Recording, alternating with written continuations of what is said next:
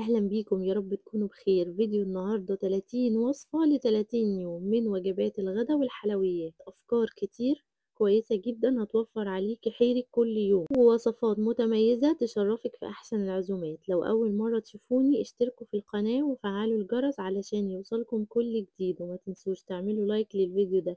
ويلا نسمي الله ونصلي على الرسول عليه أفضل الصلاة والسلام، ونبتدي بأول وصفة وهو الجلاش. الجلاش باللحمة المفرومة من الأكلات الحلوة المهمة جدا في أي عزومة. معايا نص كيلو من اللحمة المفرومة وبصلتين مبشورين ناعم، والتوابل ملح وفلفل وبهار لحمة وكوبيبة صيني وواحدة حبهان أو كذا واحدة حبهان وواحدة ورق لورا. بشوح اللحمة كويس جدا الأول، وبعدين بضيف ليها البصل لما لونها يتغير. الطريقة دي بتخلي طعم اللحمة أحسن. وبعدين لما البصل بيختفي بنزل بالتوابل بتاعتي، وبضيف برضو معلقتين كده كبار من الصلصة. أنا بحب لون اللحمة العصاج يكون لونه محمر كده شوية. لو انتي مش بتحبي تنزلي عن الخطوة دي عادي. وبعدين بزودها مية وبسيبها تستوى خالص وتنشف. أول ما تستوى معايا بعلي النار بقى وبنشفها. خلاص هي كده في مرحلة السوا. طبعا ما تنسوش تشيلوا اي بهارات حب كده علشان ما تضايقش الناس وقت الاكل. خلاص هي كده معايا، خلاص هنشفها بس وجاهزة. صينية بقى هدهنها سمنة على زيت، لازم تحطي سمنة على الزيت علشان الجلاش يطلع معاكي مورق. وهفرد بقى الطبقات يعني بالنص. لو معاكي مثلا 16 ورقة جلاش بتقسميهم النص بالنص وتحطي الحشو في النص. واخر حاجة بعمل خليط من اللبن والبيض وبرشه على الوش.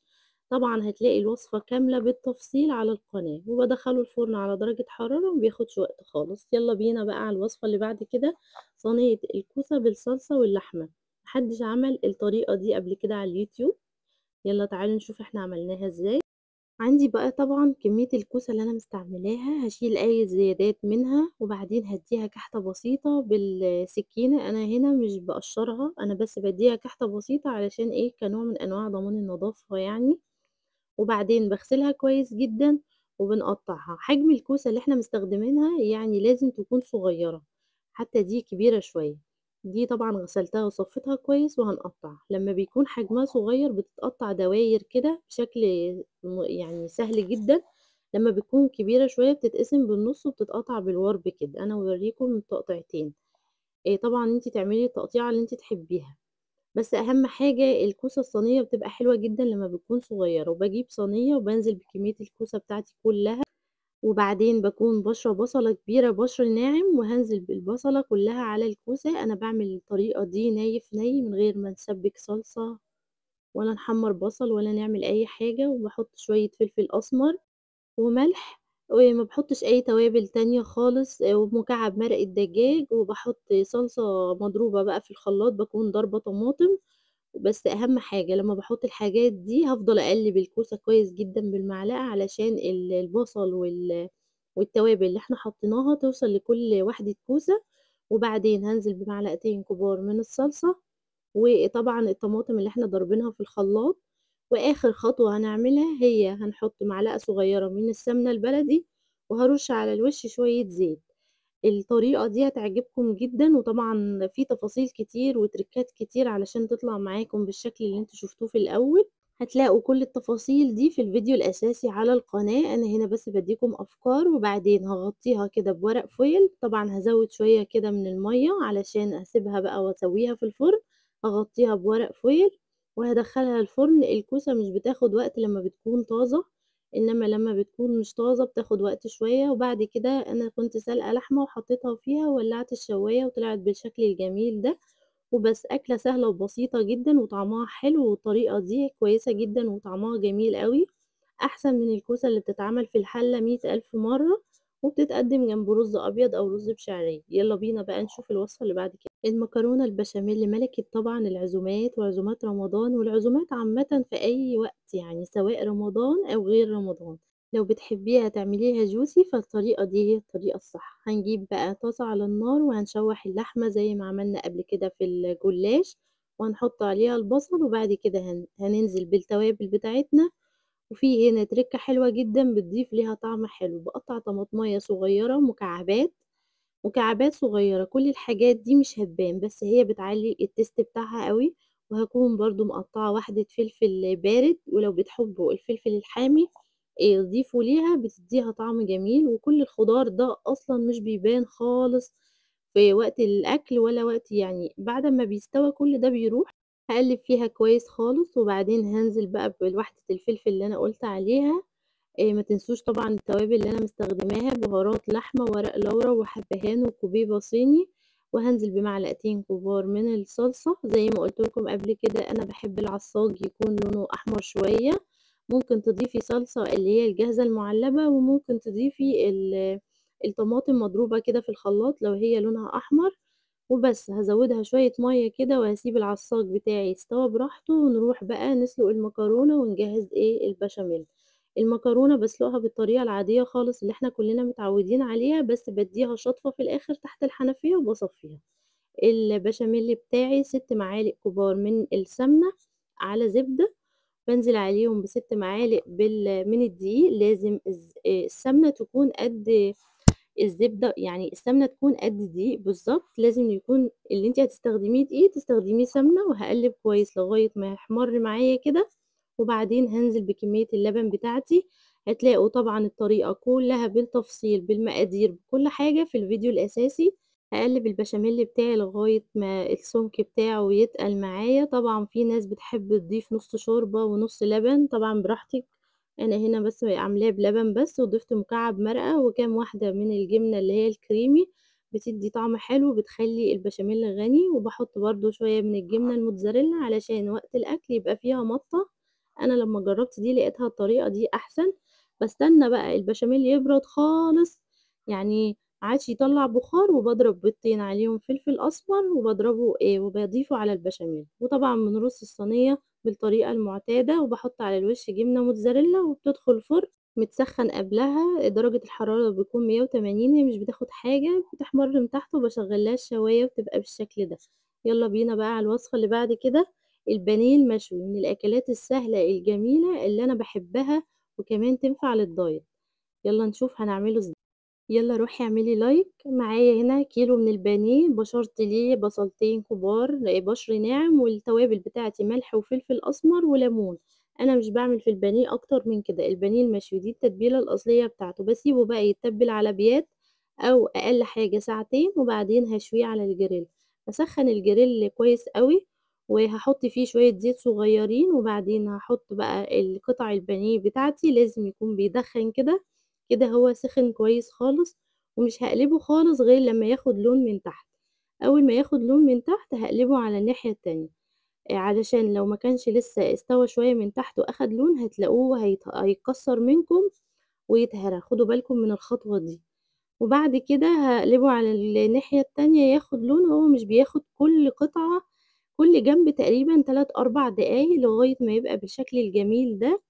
البصل اللي أنا حاطاه ده بصل حاطاه كده عشان بيدّي ريحة الشوي، مش بياخد وقت في التحضير، أكلة سهلة وبسيطة بتتاكل جنب الرز البسمتي أو ممكن كمان ساندوتشات، وممكن نعمله كمان جنب المكرونة.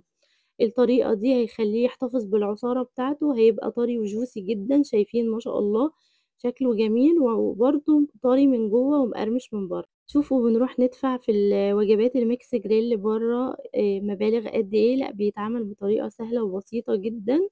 لو عجبِك الفيديو ما تنسيش تعملي لايك وتشتركي في القناة وتفعّلي الجرس علشان في وصفات كتير حلوة جدًا لرمضان، وكل سنة وأنتم طيبين. يالّا بينا بقى نشوف الوصفة اللي بعد كده.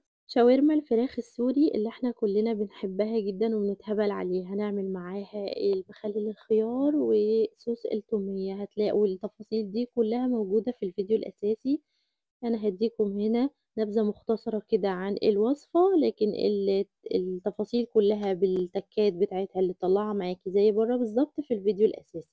مقادير التتبيلة معايا كوباية ربع كوباية من الزيت، معلقتين كبار من الخل، معلقة كبيرة من دبس الرمان، معلقة ونُص صغيرة صويا صوص، معلقتين كاتشب، عصير نُص ليمونة، معلقة كبيرة توم مفروم، والتوابل بتاعتي ملح وفلفل أسمر وزعتر مجفف وبودرة توم وبودرة بصل وبودرة جنزبيل وبابريكا ورشة شطة اختياري وتوابل فراخ، كل الحاجات دي هاقلّبها كويس جدًا، ومعايا التوابل اللي هي الصحيحة، ورقة لورا ومكعب ماجي وكام واحدة من الحبهان، طبعًا هاقلّب المكونات دي كلّها على بعض كويس جدًا، المقادير دي لكيلو من الدجاج الصدور اللي هي متقطعة شرايح طويلة.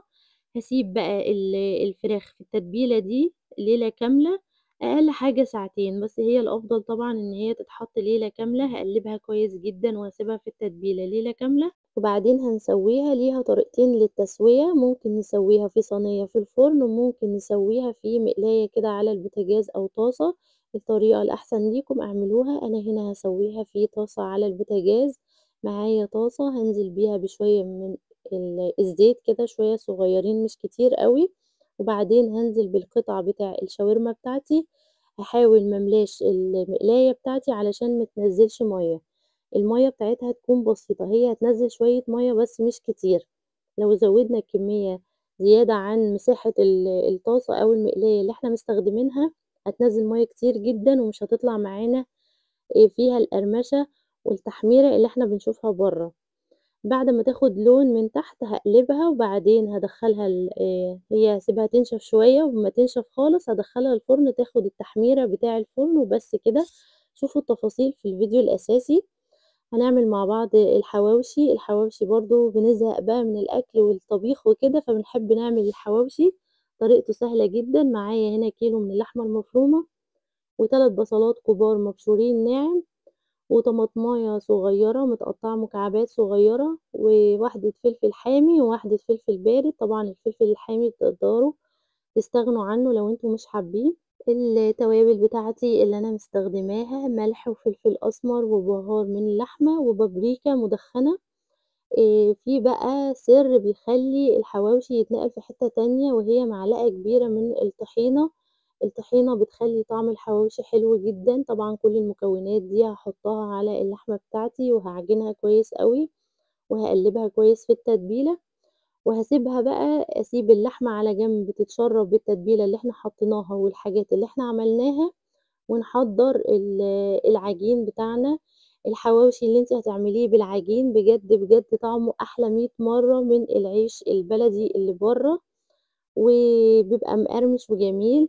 ده شكل التتبيلة بعد أمّا عجنتها وخلّصت اللحمة بتاعتي. هاسيبها بقى على جنب تتشرب ونحضّر العجين. مقادير العجينة بتاعتي اللي أنا مستخدماها كيلو من الدقيق المتعدد الاستخدامات، ورشة من الملح، و4 معالق كده كبار من اللبن البودر، ومعلقتين صغيرين من البيكنج باودر. أنا مش باستعمل هنا خميرة، باستعمل بيكنج باودر كبديل. وطبعًا المَيّة بانزل بالتدريج، وآخر حاجة لمّا تلِم معايا العجينة باحط معلقتين زيت كبار. ممكن طبعًا تعجني عجينة على مرتين علشان تاخدي نتيجة أحسن، وبتسيبيها ترتاح حوالي ساعة كده وتغطّيها علشان وشّها ما ينشفش، وبعدين هنقطّعها كِوَر. طبعًا تقدري بقى تقطّعي المقاس اللي أنتِ عايزاه. أنا هاقطّعها كِوَر علشان هاعمل يعني الرغيف يبقى وِش وضهر. هاعمل نُص وِش وضهر كده طبقتين، وجزء تاني هاطبّق الرغيف على بعضه جوّه الحشوة، بافرده فرد رقيق. هتلاقي التفاصيل كلّها في الفيديو الأساسي، روحي شوفيه. وما تنسيش تعملي لايك. بادّي له شكشكة بسيطة كده بالشوكة علشان ما يتنفخش معايا وحجمه يزيد. أنا باحبه رقيق. لو أنتِ من مُحبّين الحواوشي اللي هو حجمه سميك، ما تعمليش الخطوة دي. هافرد كمية اللحمة اللي أنا عايزاها. ما تحاوليش تزوّدي كمية اللحمة أوي علشان تستوى معاكِ كويس، ما تبقاش طرية من جوّه. وهاجيب الطبقة التانية وأغطيه بيها، وهادوس عليها كده على الأطراف كويس، وبعدين هاضفّرها تضفيرة بسيطة. هتلاقيها موجودة بالتفصيل في الفيديو الأساسي. لو جرّبتِ طعم العيش ده مستحيل تاكلي الحواوشي من برّه تاني، أو تاكليه معمول في العيش البلدي الجاهز. وهادهن الصينية بتاعتي زيت كويس، وبعدين هاحط رغيف الحواوشي وأدهنه. درجة حرارة الفرن بتكون عالية، وفي النُص كده باوطّي شوية علشان اللحمة تستوى. طبعًا درجة التحمير والقرمشة اللي أنتِ عايزاها اعمليها. طعمه حلو جدًا ومستوي، والعيش مقرمش وجميل من برّه، وطري وجميل جدًا من جوّه. يالّا بينا بقى نشوف الوصفة اللي بعد كده. الستريبس والرز الريزو اللي إحنا كلّنا بنحبه، دي الطريقة الأصلية بتاعته هتعجبكم جدًا. هتلاقوا التفاصيل كلّها والأسرار والتريكات موجودة في الفيديو الأساسي. يالّا نشوف كده عملنا الستريبس إزاي. كيلو من الصدور المتقطعة شرايح كده يكون حجمها وسط، لا هي سميكة أوي ولا هي رفيعة. التتبيلة بتاعتي للكيلو نُص كوباية من المَيّة، و2 معلقة كبيرة بابريكا، و2 معلقة صغيرة شطة اختياري، هي مش هتبقى حامية بس بتدّي taste حلو، ومعلقة كبيرة بصل بودر، ومعلقة صغيرة توم بودر، وملح وفلفل أسمر، ورشة من الفلفل الأسمر، ورشة بسيطة جدًا من الكربوناتو. الكربوناتو دي بتدّي طعم حلو بس ما تزوّدوش منها علشان إيه، بتدّي نتيجة عكسية لمّا المقدار بتاعها بيزيد. كل المكونات دي هاقلّبها كويس أوي مع بعض، وبعدين هانزل بقى بكمية الفراخ بتاعتي والشرايح بتاعتي. دايمًا في التوابل كمية التوم البودر يبقى نُص كمية البصل البودر. أي تتبيلة هنستخدم فيها الاتنين خديها قاعدة عندِك، التوم البودر يبقى نُص كمية البصل البودر، علشان النتيجة بتاعته تبقى أحسن، وبعدين إحنا زي ما إحنا عارفين إن التوم بيبقى ريحته نفاذة زيادة عن اللزوم، فأقل حاجة منه بتضبّط التيست معايا، فما تزوّدوش من التوابل الكتير.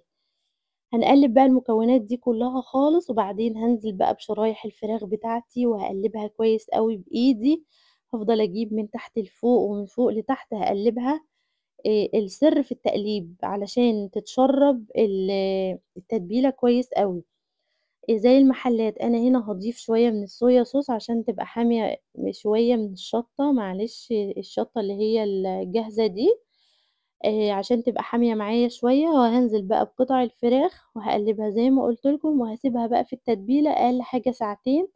بس طبعًا الأفضل أنا دايمًا باسيبها ليلة كاملة في التتبيلة علشان يكون اللحم بتاع الفراخ شارب التتبيلة كويس أوي. هتفضلوا بقى تقلّبوا فيها شوية، يعني بتاخد تقليب حوالي من 5 ل10 دقايق كده، التقليب ده اللي هيخلّيها تكون متشبعة وشاربة التتبيلة بكل تفاصيلها. هنجهّز البريدنج للتحمير أو الغلاف الخارجي، معايا كوبايتين من الدقيق هانزل عليهم بكل التوابل اللي إحنا نزلنا بيهم في الأول، نفس المقدار هانزل برشة من كل نوع، وهارُش شوية ملح، وهانزل بمعلقتين كبار من معلقة كبيرة من النشا، ومعلقة صغيرة من البيكنج باودر، وهاقلّب كويس. التركة هنا في المَيّة، أنا هنا محضّرة مَيّة متلجة، يا ريت يكون فيها تلج، هانزل بقطع الفراخ بتاعتي في الدقيق، هاقلّبها 10 تقليبات، وبعدين هانزل في المَيّة وارجّعها الدقيق تاني، وبعدين هاحمّرها في زيت سخن درجة حرارته متوسطة لغاية ما يوصل معايا بالشكل ده. التفاصيل كلّها وطريقة الرز الريزو هتلاقوها في الفيديو الأساسي. يالّا بقى في الوصفة اللي بعد كده، وهي الفراخ المشوية. تتبيلة الفراخ المشوية دي بفضل الله ما حدش داقها غير لمّا سأل على الطريقة وعجبته. هنشوف إحنا عملناها إزاي مع بعض بطريقة سهلة وبسيطة جدًا، ولكن الطعم هيكون تحفة وهيعجب الكل. هاستخدم هنا للتتبيلة شوية من الخضار بتاعي، بصل وفلفل وطماطم وليمون وفلفل حامي. كل المكونات دي هاضربها في الكبة ضرب ناعم لغاية ما تبقى معايا بالشكل ده، وبعدين هانزل بمعلقتين كبار من الصلصة، ومعلقة كبيرة من الصويا صوص اللي هي الحلوة، وممكن كمان تضيفوا شطة لو حابين، بس هي واحدة الفلفل الحامي بتضبط الطعم جدًا، ومش بيبقى حامي ولا أي حاجة خالص، بس هي بتخلّي الطعم جميل والتيست بتاعها كويس. التوابل اللي أنا مستخدماها، هاستخدم معلقة من كل من الفرخة ليها معلقتين ملح صغيرين، أي فرخة ليها معلقتين ملح صغيرين، ومعلقة صغيرة من الكزبرة الناشفة، ومعلقة صغيرة من التوابل الفراخ، وبابريكا، وبودرة جنزبيل.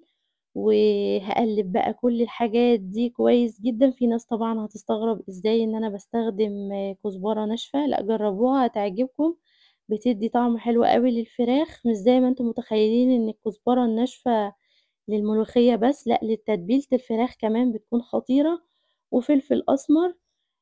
وبس كده، كل التوابل دي هاقلّبها كويس وهاتبّل الفراخ. الفراخ أنا باكون عاملة فيها فتحات كده بالسكينة تحت الجلد علشان التتبيلة توصل لحد العضم. هتشوفوا طبعًا الشرح ده كلّه بالتفصيل في الفيديو الأساسي زي ما أنا قُلت لكم.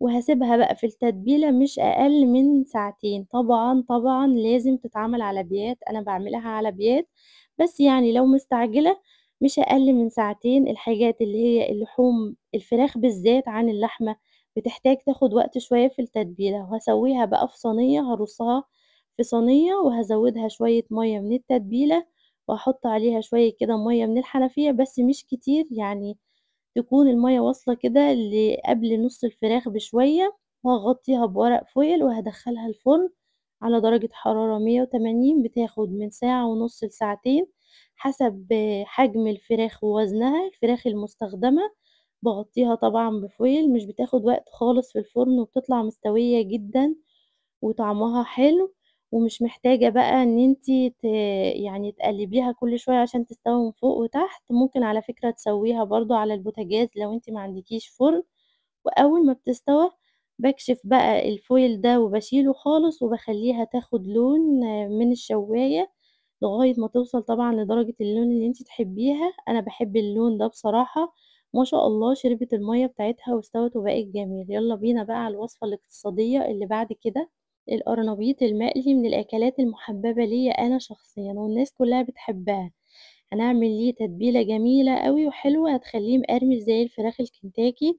أنا هنا سلقت القرنبيط في مَيّة بتغلي حطيت فيها بس كمون وهاصفّيه وهاسيبه يبرد على جنب، وهنعمل التتبيلة السايلة بتاعته اللي هتخلّيه طعمه تحفة وكريسبي ومقرمش من برّه وطري وجميل من جوّه.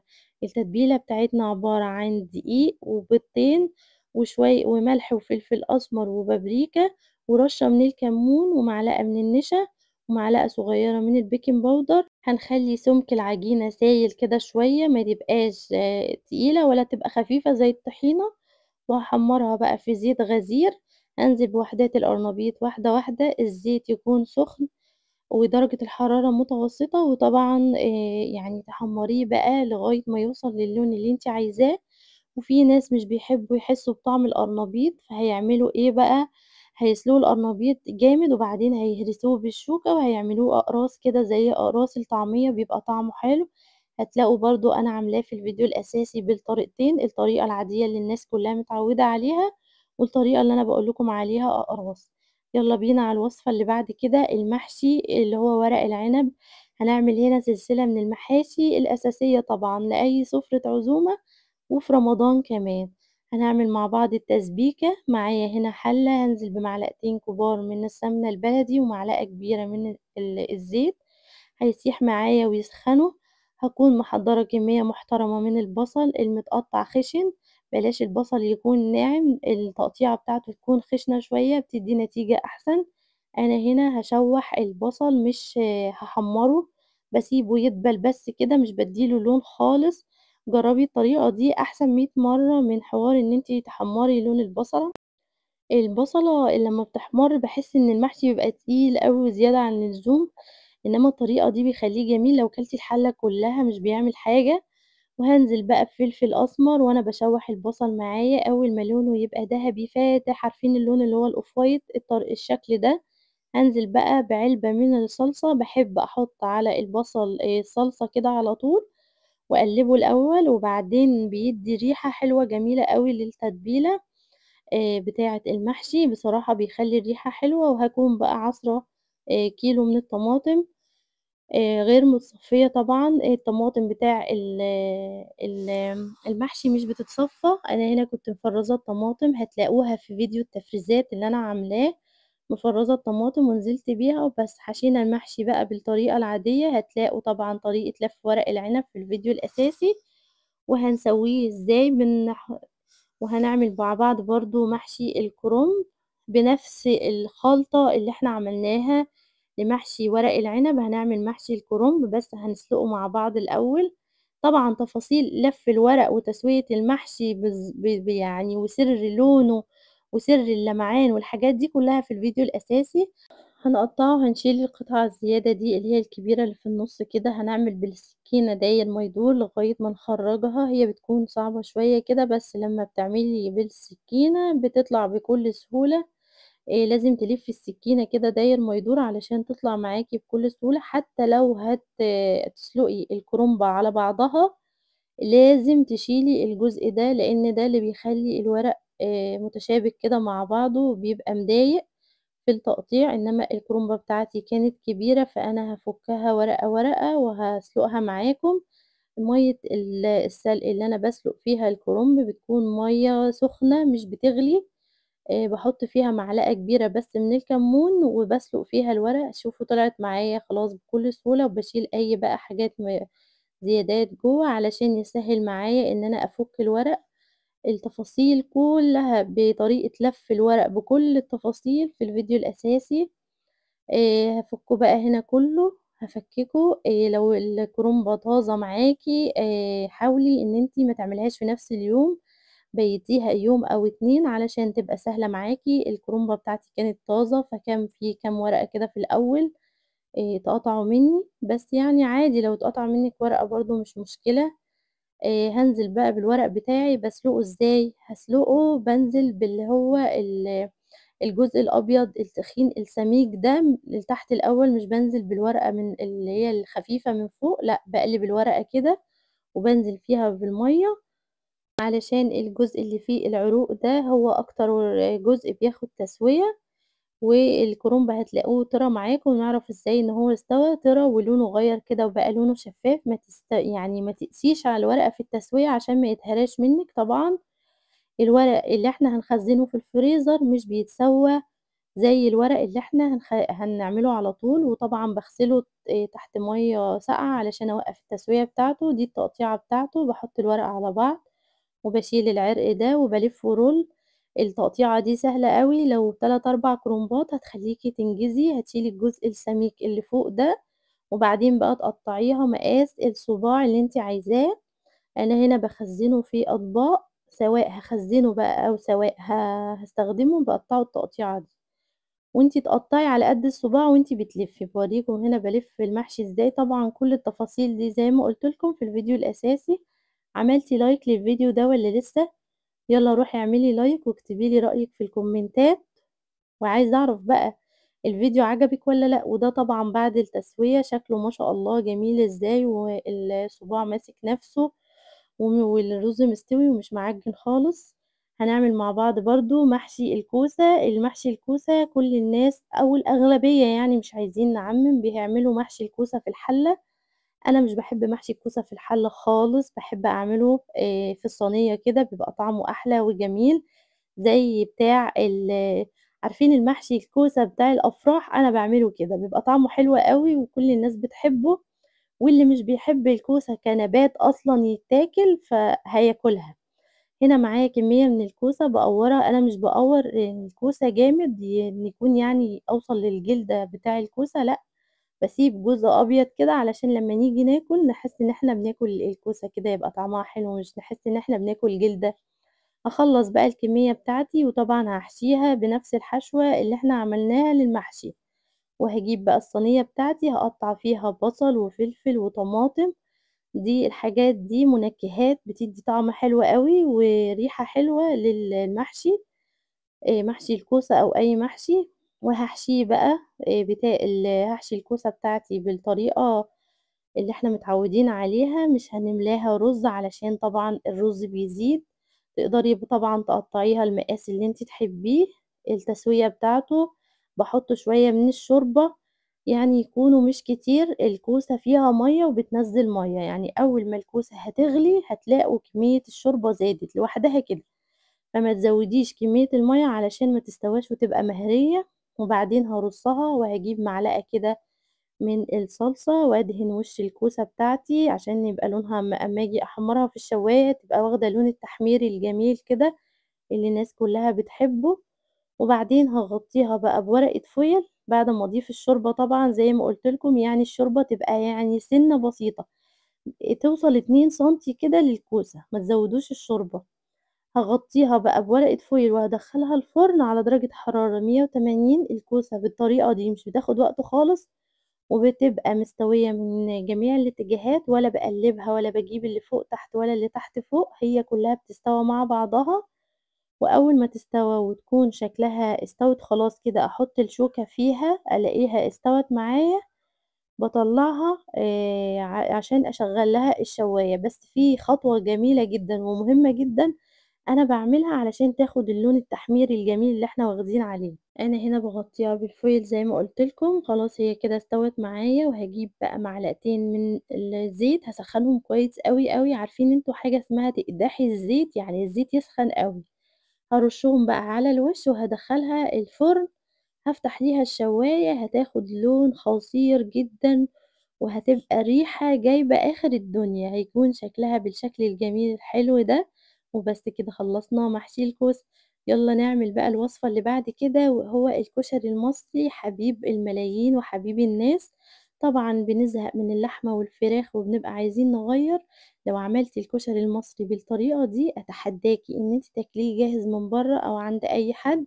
يالّا نشوف إحنا عملناه إزاي. هاجيب بقى العدس بتاعي هانقعه في مَيّة دافية، لإن طبعًا أنا كنت مستعجلة، المفروض يتنقع على بيات، ومقطّعة معايا هنا البصل شرايح رفيّعة باللي هي القطّاعة بتاعة تقطيع البطاطس.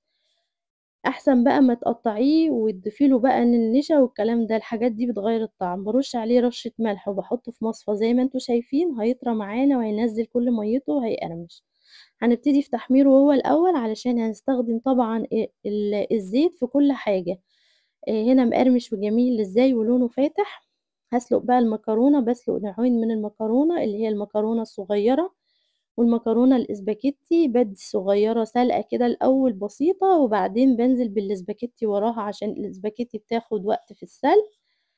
تتسلق معايا بالطريقة العادية خالص، طريقة بسيطة، باكون حاطة في المَيّة شوية ملح وزيت، أيوه باحط الزيت والزيت مش بيعمل حاجة، لإن أنا كده أصلًا بعد لمّا باسلق المكرونة بادّيها شطفة تحت الحنفية في مصفى، علشان تنزّل أي نشا منها زيادة. أنا باعمل الخطوة دي جرّبوها هتعجبكم ما شاء الله، شايفة مستوية خالص، وفي نفس الوقت مش معجنة ومش ماسكة في بعضها. ده طبعًا نتيجة إن إحنا بنغسلها تحت الحنفية. يالّا بينا نسوي بقى الكشري. ده العدس والرز اللي إحنا هنستخدمه. العدس أنا باحب أدّي له سلقة كده في الأول قبل ما أحط الرز معاه، بيسهّل عليَّ عملية التسوية وبيسرّعها، لإن في أحيانًا أنواع من العدس بتاخد وقت طويل في التسوية، فنلاقي الرز استوى والعدس لسه ما استواش. اعملي الخطوة دي هتريّحِك، وبعدين هانزل بالرز بتاعي وهاقلّبه مع بعض، وهاضبط الملح بتاعي وهاحط رشة بسيطة من الكمون، وهاسيبه بقى يستوى على جنب. وكده خلاص يتشرّب بقى والرز بتاعي كده خلاص الكشري بتاعي ده يعتبر جاهز. هنروح بقى نشوف إيه الخطوة اللي بعد كده نعملها. في خطوة نسيت أقول عليها. الرز لمّا بيستوى باخد معلقتين كده من الزيت بتاع تحمير البصل وأحطه على وش الكشري، بيدّي طعم حلو. هنعمل بقى مع بعض الصلصة. الصلصة بتاعتي توم وخل وطماطم مضروبة وصلصة. هاحمّر التومة كده شوية تاخد لون مصفر شوية، وبعدين هانزل بالخل أشم الريحة، هانزل بقى بالطماطم والصلصة، وبعدين هنعمل الدقة بتاعتنا توم وملح وكمون وخل. كل ده باقلّبه على البارد مع بعض. الصلصة بقى دي الشطة، هاحمّر الشطة في شوية زيت وهانزل عليها كده بشوية من الصلصة، تغلي معايا غلوتين وريحتها تطلع، خلاص كده الكشري بتاعنا جاهز بكل مكوناته وكل تفاصيله. طبعًا التفاصيل كلّها في الفيديو الأساسي. عملتِ لايك والّا لسه؟ يالّا روحي اعملي لايك لو لسه مكمّلة الفيديو معايا. هنعمل بقى طاجن لحمة بالبصل تحفة، من غير ما نكرمل بصل ولا نعمل أي خطوات ولا نحط أي إضافات ما لهاش لازمة. حلة على النار فيها سمنة وزيت يسخنوا معايا، هانزل بكمية محترمة من البصل، معايا كيلو من اللحمة لكيلو من البصل المتقطّع جوليان كده أو تقطيعة كبيرة شوية. كده البصل ده هيستوى معانا. أنا باحب أشوّح البصل الأول علشان آخُد اللون البني الخطير اللي أنتم شايفينه في الأول. هافضل أقلِّب فيه كده لغاية ما يطرى معايا ويدبل ويبقى لونه دهبي فاتح أو اللون اللي هو الoff white زي ما قُلت لكم. الخطوة دي هي اللي بتدّيني لون اللحمة اللي إحنا كُلّنا بنتهبل عليه، ولا باكرمل سُكّر ولا باحط له أي إضافات خالص. أنا مُعتمدة هنا في الطبخة دي الاعتماد الكلّي على البصل. هاقلّبه كده لغاية خدوا بالكم على النار تبقى وسط، كده يبقى لونه فاتح معايا وشفّاف. هانزل بقى بكمية اللحمة بتاعتي، ويا ريت طبعًا اللحمة يكون فيها نسبة دهن، ولو ما فيش فيها نسبة دهن حُطّي قطعة من الدهنة اللي هي بتيجي مع اللحمة دي، علشان هي الطاجن ده دسامة، بيتعمل بالسمنة ولازم يبقى فيه دسامة، ما ينفعش يبقى مش دسم بصراحة. أنا كان عندي قطع دهن حطيتها ضفتها بعد ما ضفت اللحمة وباشوّح كده على نار عالية، هالاقي اللون بتاعي بقى لونه رمادي كده فاتح، طبعًا هتتخضّوا فين اللون البني، واحدة، واحدة وهنحط التوابل، هاحط هنا ملح لأ مش هاحط ملح طبعًا غير لمّا تستوى، هاحط بهارات لحمة، ورقة لورا و2 كوبيبة صيني، وكام واحدة حبهان، اللحم الملح مش بنضيفه غير لمّا اللحمة تستوى خالص، خدوا بالكم من الخطوة دي. هاقلِّب كده فيها على نار عالية طول الوقت، وبعدين هاسيبها أوطّي عليها هالاقيها نزّلت شوية مَيّة، هاضيف ليها طماطماية مقطّعة مكعبات صغيّرة، وواحدة فلفل حامي بتدّي طعم حلو وبتعلّي التيست، وهافضل أقلِّب كده، وبعدين هاوطّي عليها تنزّل مَيّتها وتستوى فيها، هالاقيها بقى ما استوتش يعني لسه محتاجة سِوَى، هازوّد ليها مَيّة شوية بشوية، كوباية كده بكوباية. لغاية ما تستوى معايا وتاخد اللون الجميل اللي أنا عاوزاه، أنا باسويها هنا بنسبة 90% لإني طبعًا لسه هادخّلها الطاجن، هي بدأت هنا تلوّن معايا وتاخد لون، خلاص كده شايفين كمية المَيّة واصلة لتحت خالص، ده اللون بقى اللي أنا باقول لكم عليه، خلاص بافضل أقلّب فيها لغاية ما توصل كده، وبعدين باحطها بقى في الطاجن بتاعي، باحط كمية منها في الطاجن بتاعي وباغطيه بورق فويل وبادخّله الفرن حوالي 10 دقايق، ربع ساعة، وبعدين باشغّل له الشواية ياخد التحميرة البسيطة اللي إحنا بنحبها، وبس كده معايا أحلى وأجمل طاجن لحمة بالبصل ممكن تشوفوه في أي مكان، جرّبوه بجد هيعجبكم، هنعمل بقى مع بعض حشوات مختلفة للسمبوسة، طبعًا داخلين على رمضان كل سنة وأنتم طيبين، والسمبوسة من أساسيات أي سفرة، يالّا نعمل حشوات مع بعض. اللحمة المفرومة هنعصّجها، هنشوّح اللحمة كده في شوية من الزيت والسمنة، وبعدين هننزل عليها بالبصل، وهانزل عليها بالتوابل بتاعتي، ملح وفلفل أسمر وبهارات لحمة، وواحدة من الكوبيبة كام واحدة من الكوبيبة الصيني كده، وورقة لورا، وكام واحدة حبهان، كل الحاجات دي هاقلّبها كده مع بعضها بتدّي طعم جميل، وطبعًا ما تنسوش بهارات اللحمة. بتدّيها طعم حلو، ولو متوفر عندكم جوزة الطيب ممكن تحطوا رشة جوزة الطيب بتدّي طعم كويس أوي، بس هي للأسف ممنوعة من عندنا، فأنا مش باستخدمها، ممنوعة في الدولة نفسها يعني مش ممنوعة عندي في البيت، وبعدين هاسيبها بقى تتشرّب كده وتستوى كده مع نفسها، تجهز، أضيف ليها بس ممكن شوية مَيّة صغيّرين علشان لازم نتأكد إن اللحمة مستوية خالص، ما تعتمدوش على التشويح بس، لأ ضيفوا ليها شوية من المَيّة الصغيّرين، وممكن نضيف كمان معلقة صغيّرة من الصلصة، بتدّيها طعم حلو أوي، بتعلّي التيست، دي طبعًا كلّها خيارات زي ما أنتِ عايزة، لو أنتِ بتحبيها كده اعملي، أنا ما ضفتش بصراحة صلصة، وهي خلاص كده جاهزة معايا، هاسيبها تبرد بقى على جنب.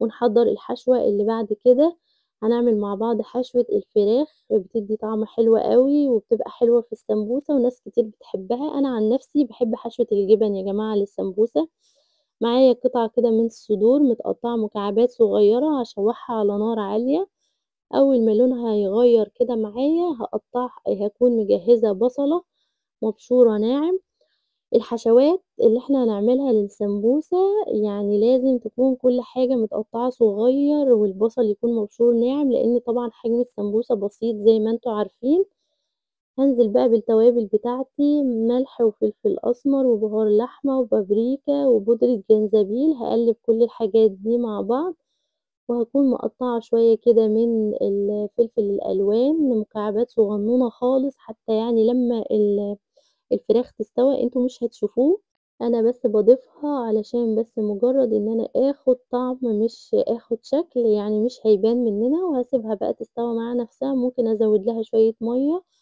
وأهدّي عليها النار خالص لغاية ما تبقى مستوية معايا وجميلة، ولمّا تستوى هانشّفها، نحاول بقدر الإمكان إن الحشوات اللي إحنا هنعملها ونحشي بيها السمبوسة ما يكونش فيها أي سوائل علشان السمبوسة ما تعجنش مننا، وطبعًا لو حابين نفرّزها بالفريزر أنا هافرّزها، هتلاقوا عندكم فيديو كامل لطريقة عمل عجينة السمبوسة والتفريزات بتاع السمبوسة كمان، خلاص استوت معايا هانشّفها شايفين نشّفتها خالص ما عادش فيها أي سوايل، كده خلاص هي جاهزة معايا على الحشوة، وخلاص أنا كده مستعدة أستخدمها، بس أنا طبعًا هاسيبها تبرد خالص، لازم نستخدم حشوات السمبوسة الأفضل يعني إن هي تكون باردة علشان زي ما قُلت لكم الورقة بتاع السمبوسة ما تعجنش مننا وتبوظ. تعالوا نشوف بقى الحشوة التالتة بتاع ميكس الجبن الجميل اللي أنا باعمله، باحط موتزاريلا على شيدر على جبنة كريمي، ولو عندِك جبنة رومي كمان حطي. بصراحة أكتر حشوة باحبها للسمبوسة هي ميكس الجبن، طعمها بيبقى جميل أوي وأنا باحبه، حاجة مختلفة يعني مش لازم كل حاجة يبقى فيها لحوم. باحب جدًا ميكس الجبن، خفيفة وما بتاخدش وقت. إحنا هنا عملنا ال3 حشوات، وده برضه شكل السمبوسة اللي أنا حشيتها وفرّزت منها كمية كبيرة. هنحمّرها بقى في زيت غزير، درجة الزيت تكون الحرارة بتاعته وسط عشان ما تتحرقش مننا. وطبعًا تقدري تحمّريها باللون لحد ما توصل للون اللي أنتِ حاباه، بتكون خفيفة ومقرمشة وجاهزة ومش شاربة زيت كتير. أنا عاملة عجينة السمبوسة بطريقة حلوة جدًا، شايفين ما شاء الله شكلها حلو جدًا ومش بتاخد وقت ومش بتشرب زيت. يالّا بينا بقى على الوصفة اللي بعد كده. الكفتة المشوية الحمد لله بفضل الله الكفتة بتاعتي كل الناس بتحبها ومميزة جدًا. معايا هنا كيلو من اللحمة المفرومة عليهم يكون فيها نسبة دهن 20%، وأنا حطيت هنا 100 جرام من اللية و3 بصلات كبار. أنا استخدمت بصلتين بس لإن لقيت البصل كميته كبيرة معايا. هافرم البصل بشر ناعم في الكبة وهاصفيه، هاخد التفل بس هاحطه على اللحمة وهاسيب المَيّة على جنب. ومعايا 3 معالق كبار من البقسماط وبيضة ومعلقة صغيرة من البيكنج باودر. كل الحاجات دي هاخلطها على بعض جدًا ما عدا مَيّة البصل هاشيلها على جنب وهتتبل. والبهارات طبعًا حطيت ملح وفلفل أسمر وبهارات لحمة، ولو عندِك بهارات كفتة حطيها برضه. طبعًا كل الطريقة بالتفصيل في الفيديو الأساسي على القناة. وهاسيبها بقى تتبل كويس وبعدين هاصبّعها صينية هادهنها زيت وهاصبّعها بقى على الستيكس أو ممكن تصبّعيها على إيدِك، الطريقة اللي أنتِ تستخدميها تحبيها اعمليها. هابِل إيدي بمَيّة البصل وهاصبّع. الطريقة دي حلوة جدًا، على فكرة مَيّة البصل لو إحنا سِبناها في البصل استخدمناه بمَيّته دي من الحاجات اللي بتساعد الكفتة إن هي تفُك مننا. وعايزة أقول لكم كمان على خطوة نسيت أقولها، إن أنا بعد ما باخلط المكونات دي كلّها باعيد على اللحمة بقى بالمكونات بتاعتها، بادّيها وِش كده بالكَبّة علشان تنعم معايا وتبقى شكلها أملس زي بتاع برّه وما تفُكِّش منّي. الطريقة دي بصراحة بتخلّي الكفتة ما شاء الله ما تفُكِّش منّي وتستوى وتبقى جميلة وتفضل محتفظة بشكلها. أنا هنا باصبّعها على الsticks وباعيد عليها كده بإيدي وباحطّها التسوية بتاعتي. باكون مجهّزة مثلًا كوباية من الشوربة، بصراحة الكوباية من الشوربة دي بتنقلها في حتّة تانية. وبادخّلها الفرن، باحط طبعًا مَيّة البصل اللي اتبقِّت وباكون مجهّزة عندي كوباية من الشوربة باضيفها عليها، بتكون حاجة بسيطة جدًا. وباغطّيها وبادخّلها الفرن على درجة حرارة متوسطة. هي مش بتاخد وقت خالص، أول ما تنزّل كل الدهون اللي فيها وتبتدي تنشف خلاص وأتأكد إن هي استوت، بافتح ليها الشواية تاخد اللون الحلو الجميل اللي أنا طبعًا أحدّده. شوفوا بقى بتحبوا لونها فاتح والّا لونها غامق والّا إيه. وبس كده خلاص ويبقى معاكِ أحلى وأطعم كفتة مشوية أنتِ جرّبتيها. وفي طرق تانية للكفتة برضه هاعملها معاكم. خدوا بالكم إن الشوربة بتكون دافية أو سخنة، يعني ما تكونش طالعة من التلاجة. شايفين كمية الشوربة بسيطة جدًا، جدًا. وبس وعلى الفرن على طول ومش بتاخد وقت وبتبقى جاهزة معايا. أنا باحب أخلّيها غامقة شوية وبتقدّميها بقى في الأطباق وبتتاكل جنب مكرونة، جنب أي حاجة زي ما تحبي. وبس كده خلّصنا وصفة الكفتة. يالّا بينا على الوصفة اللي بعد كده. لو لسه مكمّلة معايا الفيديو لحد يالّا روحي اعملي لايك واكتبي لي كومنت حلو زيي. معايا هنا الشيش طاووق هنعمله بطريقة سهلة وبسيطة وهيطلع زي طعمه برّه بالضبط. أنا هنا مستخدمة صدور من الفراخ، ممكن تستخدمي الأوراق بتقطّعيها كده مكعبات مربعة، ما تكونش يعني سميكة وما تكونش رقيّقة أوي عشان لمّا تستوي ما تنشفش مننا وتجلِّد. التتبيلة بتاعتي عبارة عن زبادي وملح وفلفل أسمر وبابريكا زعتر مجفف ومعلقة صغنونة خالص من الكمون، وتوم مبشور، وبس كده، ومعلقتين كبار من الصلصة، ومعلقة كبيرة من الخل. كل الحاجات دي هنقلبها كويس خالص، خالص، خالص، وهنحط فيها قطع الفراخ مش أقل من ساعتين، على بيات طبعًا أفضل. بجد والله مش غرور يا جماعة، بس التتبيلة دي لو عملتيها مش هتاكلي لمّا تروحي أي مطعم، مش هتاكلي خالص برّه الشيش طاووق. خلاص الطريقة دي هتغنيكِ إن أنتِ تعملي الشيش طاووق تشتريه من برّه.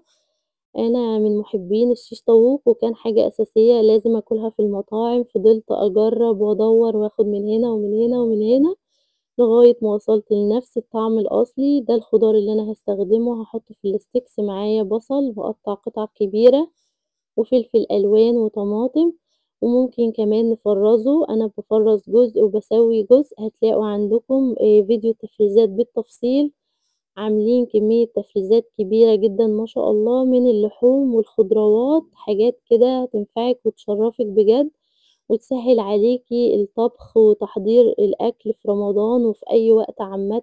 لو أنتِ بتشتغلي أو موظفة وما فيش عندِك وقت، هتتعبي يوم كده أو يومين وهترتاحي طول الشهر. هيسهّل عليكِ حاجات كتير، وهتطلّعي الأكل على التسوية ومحتفظ بطعمه وقوامه، وهيطلع طعمه بصراحة كإنِّك لسه عاملاه حالًا مش متفرّز خالص.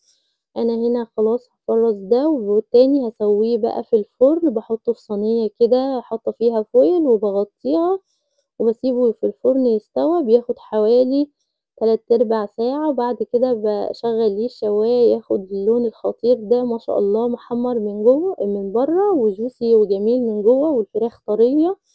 الطريقة بتاعته في التسوية لمّا بتسويه في الفرن بصراحة بيكون محتفظ بالعصارة أحسن ما بتشويه على الجريل، وطبعًا دي حاجة تريّحِك، بس أنا باقول لِك على الطريقة الأفضل. يالّا بينا بقى على الوصفة اللي بعد كده، وهي البسلة بالجزر، من الأكلات الجميلة اللي كل الناس بتحبها. أنا هاعملها معاكم بطريقة سهلة وبسيطة جدًا، مش هنسبِّك صلصة، مش هنسبِّك أي حاجة. طريقة سهلة وبسيطة وما بتاخدش وقت، مع شوية رز بشعرية وأحلى أكلة في الوجود. هيبقى شكلها بالمنظر الجميل التحفة ده، ومش هتاخد مننا نُص ساعة تسوية بس. تابعي معايا الفيديو علشان تعرفي التريكات والتفاصيل وإيه الأسرار، كل حاجة معايا. ويالّا روحي اعملي لايك. بسلة والجزر، معايا بصلة مبشورة وطماطم معصورة في الخلاط، وواحدة مكعب مرقة. كل المكونات دي هاخدها كده معايا على بعض على الحلة. أنا باعمل الطريقة دي ني في ني مش باسبِّك. هانزل بكمية البسلة اللي أنا هاستخدمها كلّها والجزر، هاشوّحها كده، هاخلّيها تنزّل كل المَيّة اللي فيها وتتشوّح، والبصلة المبشورة هاضيف ليها، هافضل أقلّب فيها كده لغاية ما تتشوّح معايا كويس. طبعًا هاضيف معلقة من السمنة البلدي وشوية صغيّرين من الزيت. الخطوة دي بنعملها ليه؟ الخطوة دي بنعملها علشان تنزّل كل المَيّة اللي فيها. طبعًا دي حاجة متفرّزة، فبيكون فيها جزء من المَيّة، وبتكون كمان مش مسلوقة. الطريقة الصح لتفريز البسلة هتلاقوها عندكم في فيديو التفريزات. لازم تكون مش مسلوقة علشان تفضل معاكِ أطول مدة. ممكن لو سِبتيها بالسَنة والسَنة ونُص في الفريزر، لا لونها هيتغيّر ولا طعمها هيتغيّر ولا هيحصل لها أي حاجة. هافضل أشوّح فيها كده لغاية الكوَر بتاع البسلة ما تلاقيها اتبطّطت كده وطبّقت معاكِ. كده خلاص هي تعتبر نشفت واستوت مننا بنسبة كبيرة. شايفين شكلها إزاي؟ حبّات البسلة بتكون خلاص بطّطت كده، مش فرقعت واتكسرت لأ، بيبقى فيها تبطيطة كده. خلاص كده خلاص اتشوّحت معايا كويس ونزّلت مَيّتها وكل حاجة. هنا في الخطوة دي بقى هاكون مجهّزة كمية من الطماطم المضروبة في الخلاط المتصفية كويس. هانزل بالطماطم بتاعتي وهازوّد معلقتين صلصة علشان الطماطم عندي لونها مش أحمر قد كده، وهانزل بمكعب مرقة وبس كده، وهاقلّب. التوابل اللي أنا باحطها، باحط ملح وفلفل أسمر مش أكتر من كده، وبس كده ما شاء الله. ما بتاخدش مننا نُص ساعة على البوتاجاز. شايفين طلعت على الوش وكلّها اتبطّطت، كده هي استوت معانا. ممكن نضيف لها معلقة سكر صغيّرة خالص علشان طعم البسلة نفسه يبقى طعمه مسكّر، إنما المعلقة دي ما لهاش علاقة نهائي بالتسوية. إحنا كده خلّصنا دي، بينا بقى على وصفة المناقيش الشامية بأفضل طريقة ممكن تعمليها بيها وبالحشوات بتاعتنا المختلفة. هنعملها حشوة محمّرة وحشوة جبن وحشوة دقة الزعتر. المقادير اللي أنا مستخدماها هنا: 5 كوبايات من الدقيق، أهم حاجة نوع الدقيق، معلقتين كبار من السكر، معلقة كبيرة من الخميرة، معلقة صغيرة من الملح. هنقلب المكونات الجافة كده مع بعضها كويس جدًا، وهاضيف معلقة كبيرة من الزبدة علشان تدّيها طراوة، وبيضة. ممكن الناس اللي مش بيحبوا البيض يضيفوا معلقتين من الزبادي. هنعجن كويس بالتدريج بالمَيّة، طبعًا كل دقيق بياخد كمية مَيّة عن التاني. أمّا تلِم معانا هنقطّعها على طول وهنسيبها بقى تخمر. هتشوفوا طبعًا التفاصيل كلّها في الفيديو الأساسي وتفاصيل الحشوات. هنحشيها بدقة الزعتر، ده زعتر على زيت زيتون، بنحطه كده بكميات متساوية علشان يبقى الحجم بتاعه والسمك بتاعه مش سايل، وبنحطه كده في نُص الفطيرة علشان لمّا بيدخل الفرن بيغلي.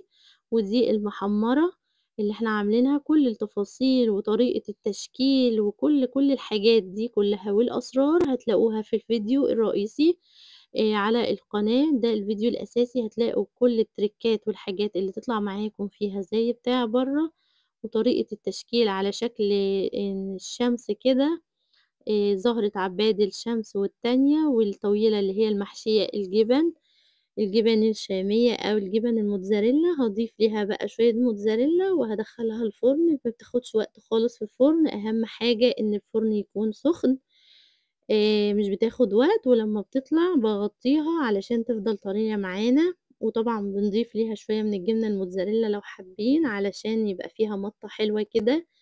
بتفضل طرية معايا لآخر قطعة، حتى لو فضلت معاكِ يومين 3 جرّبوها هتعجبكم، واكتبوا لي رأيكم في الكومنتات. يالّا بينا بقى على الوصفة اللي بعد كده. خلاص رمضان بعد كام يوم، كل سنة وأنتم طيبين. وطبعًا الطعمية والفول من أساسيات السحور في رمضان عند المصريين، هنعملهم مع بعض بطريقة سهلة وبسيطة. الطعمية هتكون هشة جدًا ولونها فاتح ومش محروقة، وهتفضل معانا فترة طويلة جدًا في الفريزر جاهزة. وهنعمل الفول برضه بطريقة جميلة بحيث إن هو يفضل لونه فاتح وما يغمقش من غير ما نضيف له أي إضافات مضرة. هنبتدي أول حاجة بالفول. معايا نُص كيلو من الفول، وربع كيلو من الفول المدشوش، وتُمن كيلو من العدس الأصفر، وواحدة طماطم، و4 فصوص توم، ونُص ليمونة، ومعلقة كبيرة من الكمون الحصى. كل المكونات دي أنا هاسويها في حلة عادي، ممكن تعمليها في حلة الضغط أو ممكن تعمليها في الفوالة،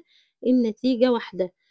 كل المكونات هانزل بيها في الحلة وأغطيها بكمية مَيّة كويسة جدًا يكون متغطي معايا، لإن المفضل عندنا علشان النتيجة إن أول ساعة ما نفتحش على الحلة خالص، عشان كتر الفتح بيخلّي اللون بتاع الفول يغمق.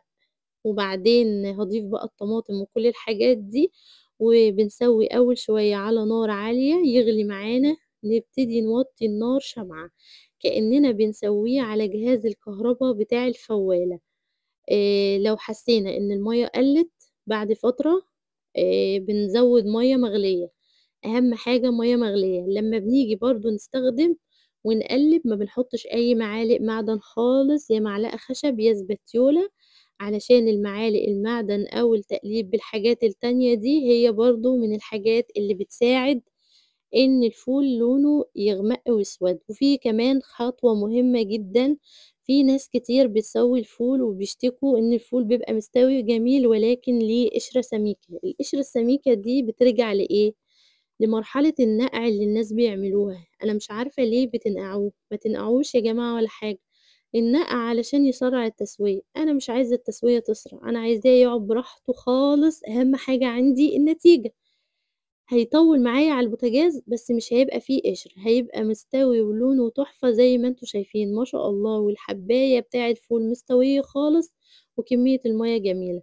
طبعًا أنا استوى معايا وضربته بالهاند بلندر وحطيته كده في أكياس، وما شاء الله عمل معايا كمية كبيرة وحجم الكيس كبير يكفّي. طبعًا لو هنشتري الكيس ده من برّه هيعمل له مبلغ وقدره دلوقتي. يالّا بينا بقى نعمل الطعمية. الطعمية من الحاجات السهلة ولكن فيها تريكات علشان تطلع شكلها حلو. معايا فول مدشوش وشوية من الكزبرة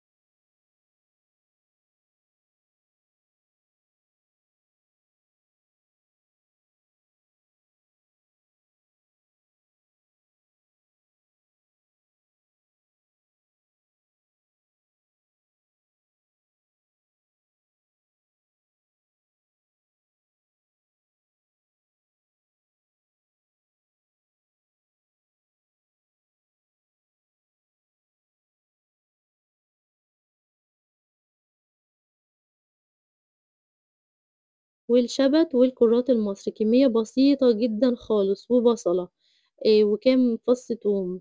كل الحاجات دي هنعملها في الكبة بشر ناعم خالص، فرم ناعم بحيث إن هي يكون لونها أبيض، وكمان هنضيف نُص رغيف من العيش الشامي هيساعدها إن هي تبقى لونها فاتح وطرية وجميلة معانا.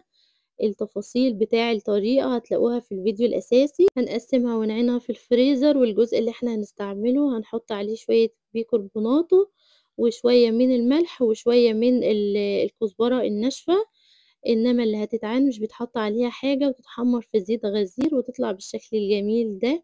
يالّا بينا بقى على أحلى وصفة الحلويات، الكنافة بالقشطة، من الحلويات الأساسية في رمضان. هنعملها بطريقة سهلة وبسيطة جدًا ومش بتاخد مننا أي وقت خالص. تابعيني بس وهاخليكِ أحسن واحدة في الحلويات الشرقية. معايا نُص كيلو من الكنافة مقطعاها تقطيع صغير خالص وفرماها في الكبة، هانزل عليهم ب3 معالق كبار من السكر البودر، وهاقلّبه فيها كده واوزّعه كويس، وهاكون محضّرة نُص كوباية وشوية من السمنة، يعني حوالي 3/4 كوباية من السمنة. كمية السمنة كتير شوية، بس هي دي اللي بتدّي اللون والنتيجة اللي أنتم شايفينها. هنكون مسيّحين السمنة، يعني ما تبقاش سخنة أوي بتغلي ولا تبقى ساقعة، حتى هتلاقوا فيها قطعة كده مش مشكلة. هاقلّب بقى السمنة في الكنافة كويس جدًا بإيديّا الاتنين، هافرُكهم كده كإننا بنبِث العجين، لغاية ما كل واحدة كنافة و تتغلغل كده وتتغلِّف بالسمنة البلدي بتاعتي. دي برضه من الحاجات اللي بتخلّي لونها فاتح ولونها محمّر وكلّها نفس التحميرة، مش جزء متحمّر وجزء لأ. هنشوف بقى الصينية اللي إحنا هنستعملها. هاكون محضّرة الأول الكريمة، لبن ونشا ومعلقتين سُكّر. هاستخدم كوبايتين من اللبن، عليهم 3 معالق كبار من النشا. هاقلّب كل ده على البارد ومعلقتين من السُكّر، هاقلّبهم وبعدين هاحطّهم على النار يغلي معايا كده ويبتدي يعمل بالونات ويتقل، هاطفّي على طول. المهلبية دي أنا باحطّها سخنة في الكنافة، مش باستنى تبرد خالص. هاجيب الصينية بتاعتي، دي صينية تقريبًا مقاسها 28، هادهنها كويس أوي وأبطّنها بالسمنة البلدي. هاقسم بقى الكنافة لنُصّين، هاحط نُص وافرده كويس واكبس كده واضغط عليه جامد، علشان لمّا نيجي نقلبها يبقى شكلها حلو ومتساوية. لو أنتِ ما أنتيش عارفة تضغطي عليها وتكبسيها، هاتي صينية أصغر، أنا أحيانًا باعمل الخطوة دي. هاتي صينية أصغر منها واضغطي عليها بيها، هتطلع مكبوسة كويس جدًا وجميلة ما شاء الله. عملتِ لايك والّا لسه؟ يالّا روحي اعملي لايك عشان ما ازعلش منِّك. وبعدين هانزل بقى لمّا اسويها خالص، هاسويها خالص، خالص بحيث ما يبقاش فيها فراغات. خدوا بالكم، لإن لو فيها فراغات الكريمة هتوصل للصينية وهتتحرق، ولو جبنا الطبل البلدي مش هتتقلب مننا نهائي، وطبعًا هتبوظ مننا. فالأفضل زي ما قُلت لكم توزّعوا الكنافة بطريقة كويسة، بحيث إن هي تبقى طبقة كويسة، طبقة رقيقة، ما تبقاش تخينة أوي برضه، وما يبقاش فيها فراغات علشان الكريمة ما توصلش للصينية من تحت. وهنضيف بقى الكريمة كده وهي سخنة، وهنوزّعها نستنى عليها 3، 4 دقايق تبطّل تطلّع بخار، وهنضيف بقية كمية الكنافة. هنغطي الكريمة كويس برضه زي ما قُلت لكم، ما نحاولش طبعًا الكريمة إن هي توصل للأطراف، هاغطّيها كويس وهادخّلها الفرن على درجة حرارة 180. خدوا بالكم من درجة حرارة الفرن، كل فرن بيختلف عن الفرن التاني. أول ما ألاقيها كده الأطراف بتاعتها خدت لون دهبي غامق، خلاص كده هي استوت، هاقلبها أو ممكن أشغّل لها الشواية وبس خلاص. وأنزل عليها بشربات تقيل، الشربات كوبايتين من المَيّة، كوبايتين من السكر ليهم كوباية واحدة من المَيّة وبس كده، ما شاء الله شربت الشربات بتاعها، وهنزينها كده بشوية من الفستق، وكده إحنا خلّصنا الكنافة بالقشطة. يالّا بينا بقى على الوصفة اللي بعد كده، دي البسبوسة. الإضاءة ظالماها جدًا يا جماعة، أنا ما كنتش عارفة أضبط الإضاءة في الأول، إنما هي في الحقيقة كانت أحلى من كده خالص، وشكلها كان غير كده خالص. هاعملها لكم تاني في فيديو جديد قريب بإذن الله علشان تشوفوا الشكل بتاعها. معايا هنا كوبايتين من السميد اللي هو الخشن، هانزل عليهم بنُص كوباية من السكر، ومعلقة صغيرة من البيكنج باودر، ورشة ملح، ومعلقة صغيرة من الجوز الهند حسب ما بتحبوه، لو بتحبوا تكتروا كتروا، أنا باحط بس رشة بسيطة كده خالص. وبعدين هنقلب المكونات دي كلها كويس أوي، وهاكون محضرة 4 معالق كبار من السمنة البلدي أو السمنة العلب زي ما تحبي تستخدمي. هاسيّحها، مش هتكون يعني إيه، مش هتكون سخنة، أقدر أمسكها بإيدي. وهاكون طبعًا محمّرة ليها معلقتين كبار من اللبن البودر علشان يدّينا اللون البني بتاع المحلات. يعني إيه بيتحمّر كده في طاسة سخنة بالراحة، هتلاقوا التفاصيل كلّها بالخطوات على طول كلّها في الفيديو الأصلي. أنا هاورّيكم هنا جزء وأنا باحمّر اللبن البودر بياخد لون على طول. خدوا بالكم عشان بيتحرق بسرعة ويعمل ريحة شياط، أنتِ طول ما أنتِ واقفة إيدِك فيه على طول، أول ما يلوِّن معاكِ هتسيبيه يهدى شوية، وبعد كده هتضيفيه على السميد وهنسيّح السمنة، زي ما قُلت لكم بنسيّحها بس مش بنخلّيها تسخن أوي علشان نقدر نستعملها ونحط إيدينا فيها، علشان المرحلة الجاية هي المرحلة المهمة اللي هتساعد البسبوسة تبقى مرمّلة وطعمها حلو ومتماسكة كده وجميلة. وأضيف ليها معلقة كبيرة من العسل الأبيض، أو لو أنتِ عندِك عسل جلوكوز طبعًا يبقى أفضل، هنضيفه ونقلّبه كويس، وهانزل بالخليط الجميل ده بعد ما يسيح على البسبوسة، وهافضل أبِث بيه، يعني أبِث كده بإيدي مش أقل من 5، 10 دقايق. البَث ده اللي بيساعدها إن هي تبقى مرمّلة وجميلة، ما تخافوش بقى في الخطوة دي إن هي تعضّم والّا تنشف مننا، لأ أبدًا. كل أمّا تبِثّي كل أمّا تبقى أحلى وأحلى. إنّما أول ما نضيف ليها نُص كوباية اللبن، يا دوب هنخلط المكونات وعلى الصينية على طول. يعني إحنا هنضيف هنا نُص كوباية لبن، خلاص أنا خلطتها على الصينية على طول، صينية مدهونة طبعًا سمنة كويسة جدًا علشان ما تلزقش مننا، ولو حبينا نقلبها تتقلب معانا، ونزينها بأي نوع مكسرات إحنا حابينه. شربات البسبوسة بيكون خفيف، المَيّة قد السكر، عاملة كوباية ونُص مَيّة، كوباية ونُص سكر، تاخد لون من تحت باشغّل لها الشواية، الشربات يكون بيغلي بانزل بيه على طول وبس كده. هنعمل كيكة البرتقال مع بعض بالجليز الجميل، جليز السكر الجميل بتاعها. سهلة وبسيطة، يالّا نشوف هنعملها إزاي. 3 كوبايات من الدقيق، كوبايتين من السكر، 4 بيضات، هنحتاج كوباية من البرتقان، في الخلاط على طول هنضرب البيض والسكر مع بعض، وهننزل بكوباية عصير البرتقان، وآخر حاجة باضيفها 3/4 كوباية من الزيت، وطبعًا ما ننساش الفانيليا وعصرة ليمون، عصرة نُص ليمونة عشان الزفارة. باكون ناخلة الدقيق مع البيكنج باودر لوحده في طبق تاني، بانزل بالدقيق بالتدريج كده واحدة بواحدة، وأقلِّب لغاية الخليط بتاعي ما يختفي خالص، الدقيق يختفي منه ويبقى لون واحد. وباجيب قالب الكيك بتاعي سواء الصينية أو قالب الكيك، أدهنه بسمنة. خدوا بالكم وأنتم بتقلّبوا، تقلّبوا كده بخفة مش بنعجن يعني. هادهنه بسمنة كويس أوي وأبطّنه، وهانزل بالخليط بتاعي، هادخّلها بقى فرن درجة حرارة 180، بتاخد من ساعة إلا ربع لساعة على حسب حرارة الفرن بتاعتِك. لمّا تعلى وتحطّي فيها يعني خلاص بعد أول ربع ساعة بتكون درجة الحرارة عالية، تاني ربع ساعة بتكون درجة الحرارة متوسطة، لو استوت معاكِ لمّا تلاقيها عِلَت كده في الفرن من برّه تفتحي عليها فتحة بسيطة وتحطّي فيها الsticks كده بالراحة، لو لقيتيه طلع نضيف يبقى خلاص تمام شغّلي الشواية، لو لقيتيه لسه معجِّن تقفلي وتسيبيها تستوي براحتها، مش بتاخد وقت خالص وما شاء الله جميلة وريحة البرتقان بتبقى يعني جايبة آخر الدنيا، شايفين أنا باشوفها كده، هنقلبها بقى مع بعض وهنعمل لها glaze السُكّر الجميل. كل التفاصيل والتريكات والحاجات دي كلّها هتكون موجودة في الفيديو الأصلي، روحوا شوفوه ما شاء الله شايفين ما لزقتش مننا وجميلة وطالعة زي الفل وعالية، هنعمل مع بعض إزاي جليز السكر، هنعمل سكر بودر وعصير برتقان، بننزل بعصير البرتقان شوية بشوية لغاية ما نضبط القوام، وبننزل عليه بقى بعد الكيك ما يبرد خالص ما تعملوش زيي وتستعجلوا، كانت الكيكة بتاعتي دافية فهو ساح مننا شوية، وبس كده معاكِ أحلى وأطعم كيكة برتقان ممكن تعمليها، يالّا بينا بقى على الحلويات الجميلة اللي بعد كده هنعمل مع بعض البقلاوة، أصابع البقلاوة، طبعًا أصابع البقلاوة دي بتيجي لنا في علب الحلويات حلوة جدًا، الشربات بتاعها بيكون تقيل كوبايتين من السكر، عليهم كوباية ونُص من المَيّة، وباحط نُص ليمونة بقشرها كده في الحلة بيغلي شوية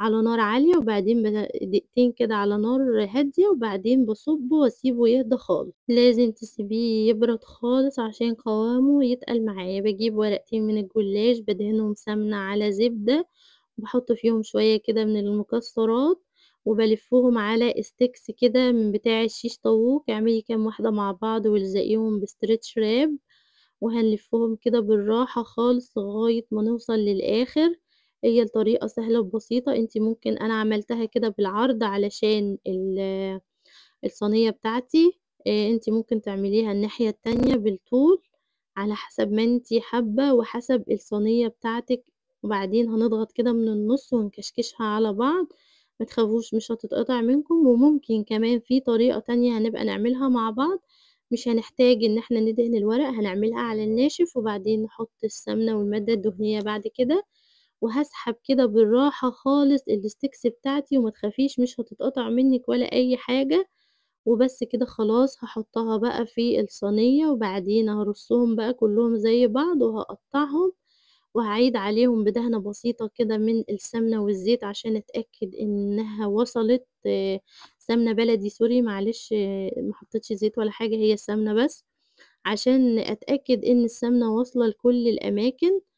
عشان تتحمّر معايا وتاخد لون موحّد في الفرن، مش بتاخد وقت خالص، الجلاش من الحاجات اللي مش بتاخد وقت خالص في الفرن، أول ما تحسّي إن هو احمَر كده بتطفّي وبتشغّلي ليه الشواية عشان يفضل مقرمش وجميل معاكِ لازم الشربات يكون ساقع، يعني تعملي الشربات قبل ما تعملي الوصفة دي ب3، 4، 5 ساعات وتحطيه في التلاجة، ولازم بعد ما تعملي الشربات تفضّيه على طول علشان ما يسكّرش معاكِ، أول ما بيطلع بننزل بقى بالشربات الجميل بتاعنا، وبس كده الوصفة الجميلة دي خلصت، يالّا بينا بقى نعمل القطايف الجميلة بتاعة رمضان، وكل سنة وأنتم طيبين، قطايف حلوة مقرمشة من برّه وطرية وحلوة من جوّه، وطريقة سهلة جدًا، مقادير سهلة وبسيطة هتطلع معاكِ زي بتاع برّه بحاجات بسيطة جدًا، يالّا بينا نبتدي. في الخلاط هانزل ب3 كوبايات من المَيّة الدافية، وكوبايتين وربع من الدقيق، وربع كوباية من دقيق السيمولينا اللي هو دقيق السميد، ومعلقتين كبار من السكر، و2 معلقة صغيرة من البيكنج باودر، وربع معلقة من الخميرة، ورشة ملح. أنا هنا استخدمت معلقة صغيرة بس من السكر علشان باحب لونها يبقى فاتح، لو أنتِ عايزاها تطلع لونها بني كده زي بتاع برّه هتضيفي المعلقتين كاملين، وهنضربها كويس جدًا في الخلاط، هتتضرب كل حاجة بتتعمل في الخلاط هنضربها كويس لغاية ما يبقى معانا خليط كده ناعم من الدقيق السايل، وبعدين هنصفّيه بمصفى عشان لو في أي تكتلات أو أي حاجة مكلكعة كده ما تنزلش معانا وناخد مننا يعني يبقى عندنا بس الخليط اللي هو السايل.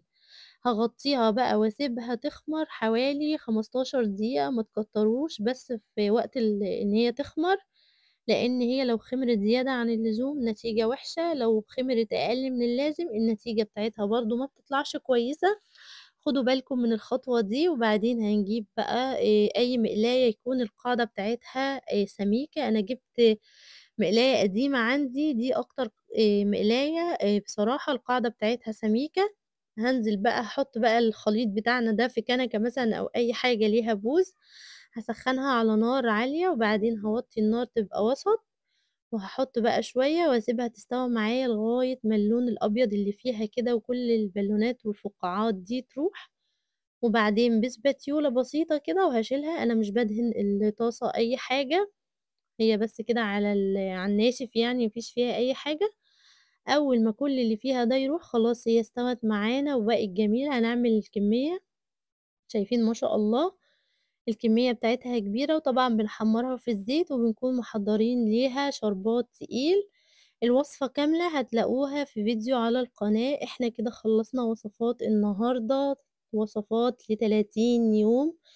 يا رب يكون الفيديو عجبكم، هاستنى رأيكم في الكومنتات، وما تنسوش تشتركوا في القناة وتفعّلوا الجرس علشان يوصلكم كل الفيديوهات الجديدة اللي هنعملها بإذن الله في سلسلة فيديوهات حلوة جدًا لرمضان وللعيد. كل سنة وأنتم طيبين، أشوفكم على خير مع وصفة جديدة، مع السلامة.